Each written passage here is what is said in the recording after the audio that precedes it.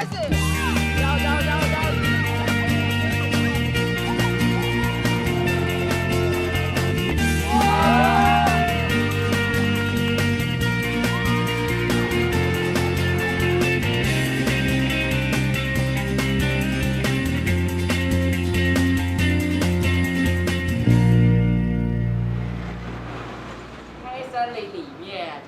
很神奇的糖果。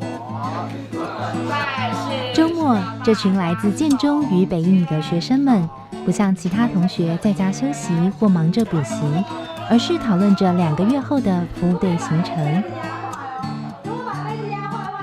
今天他们要完成教案演练，并修改讨论细节。从活动内容、节目安排、小队教案，这群学生们尝试自己设计，再利用课余时间策划排练。今年台风来得早，正巧碰上了出队的时间。尽管外头吹着风、下着雨，却浇不熄年轻人的热情和活力。要出队了！服务队呢，最早呢是从国中施工组飞扬发展出来的。在2000年的时候呢，也就是921的隔年，建中团契就跟着飞扬去到了台中的石冈、丰原这些地方。那我们都是用课业辅导啦、小组活动、大地游戏还有一些团康、体验活动这些来跟小朋友互动，然后服务当地的国中生、国小生这样子。10多年来，隶属于校园福音团契的飞耀青年传爱中心，带着一批一批的学生进入偏远部落或是乡村。从第一个建中服务队到现在，全台约有50多所高中以各校独立或联合的方式出队。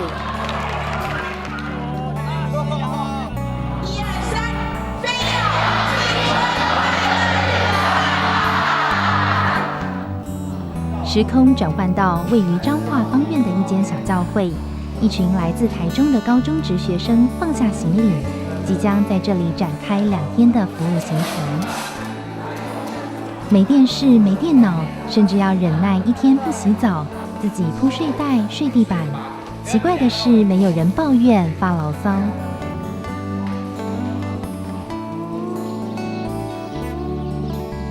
第2天早上6点不到，许多学生已经起床，有些人甚至比平时上学还早起，因为今天就要接触当地的学生，正式开始服务了。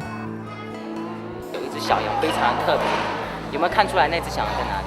拿起绘本，平时害羞不善表达的同学，摇身一变成了小老师，竭尽所能地介绍书中的世界。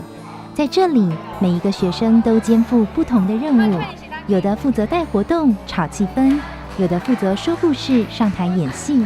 唯一相同的要求就是每个人都必须主动参与、付出关怀，没有人可以置身事外。我们出服务队之前一定要有行前训练。那这个训练里面呢，我们会教学生熟悉整个的流程，包括他们怎么样去带小朋友。派我们成为他们的天使。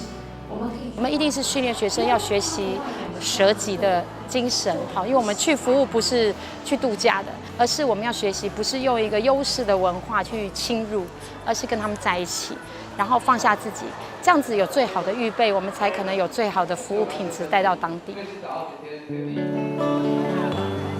这就是我们的树苗。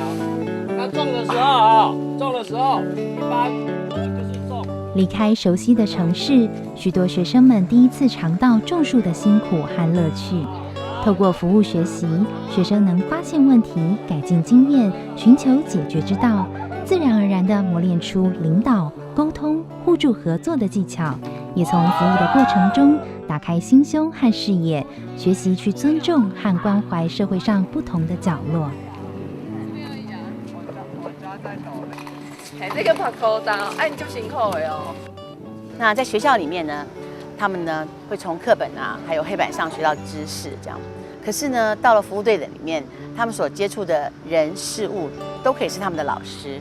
他们呢所学习的呢，真的是课本没有教，但是是最重要的生命的功课。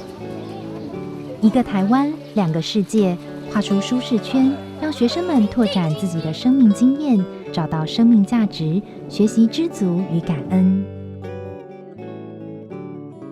我们的学生大部分从小家里给的资源跟照顾是很够的，然后也有从小学很多的才艺补习，时间是排得满满的，再加上网络，所以其实现在学生缺乏时间去沉淀跟省思他自己的生命。透过去服务队看到不同的孩子他的状况跟需要的时候，其实帮助他有很多的成长。那也有家长反映说，哦，很好很好，我的孩子去了服务队回来，哦，懂得感恩啊，也比较成熟，态度也比较好。那我觉得这个是很棒的一种学习